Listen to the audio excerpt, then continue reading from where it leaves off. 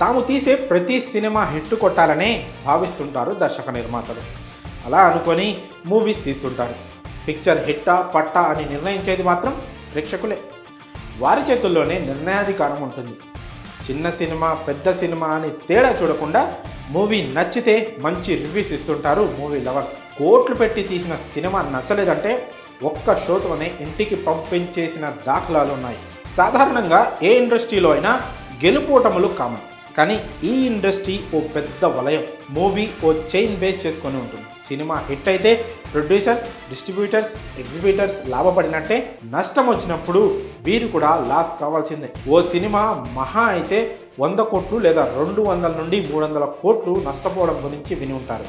కానీ ఇప్పుడు మనం చెప్పుకోబోయే చిత్రం ఏకంగా 1000 కోట్లు నష్టం చవిచూసింది. ఆ మూవీ పేరు జాన్ కార్టర్. 2012లో విడుదలైన American science fiction, action, adventure movie. Hollywood చిత్రాలకు పెట్టింది పేరైన వాల్ట్ డిస్నీ స్టూడియో నిర్మాణ సంస్థ దీన్ని తెరకెక్కించింది. 2009లో ఈ సినిమా షూటింగ్ ప్రారంభమైంది. 30.6 కోట్ల డాలర్లు అంటే సుమారు 2000 కోట్లతో భారీ బడ్జెట్ను తెరకెక్కింది. ఈ మూవీలో Taylor Kitsch, Lynn Collins, Samantha Morton, Mark Strong, Ciaran Hinds, James Brian వంటి స్టార్లు నటించారు. భారీ అంచనాల నడుమ ప్రపంచవ్యాప్తంగా ఈ మూవీ విడుదలైంది.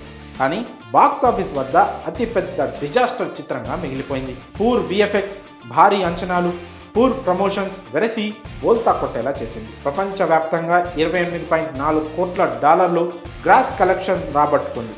మొత్తంగా జాన్ కార్టర్ 20 కోట్ల డాలర్లు అంటే సుమారు 1000 కోట్ల రూపాయలను నష్టం తెచ్చిపెట్టింది. ఈ సినిమా నిర్మాణ, డిస్ట్రిబ్యూషన్తో పాటు వాల్ట్ డిస్నీ స్టూడియోకి కూడా భారీగా నష్టాలు వచ్చాయి. ఈ కారణంగా అప్పటి హెడ్ రిచ్ రోస్ రాజీనామా చేశాడు. ఈ సినిమా ఫ్లాప్తో 4 ఏళ్ల పాటు దర్శకత్వం చేయలేదు director Andrew Stanton. Female lead Lynn Collins చాలా కాలం ఆఫర్లు లేక ఇబ్బంది పడింది. అతిపెద్ద బాక్స్ ఆఫీస్ బాంబ్గా నిలిచింది జాన్ కార్టర్ మూవీ.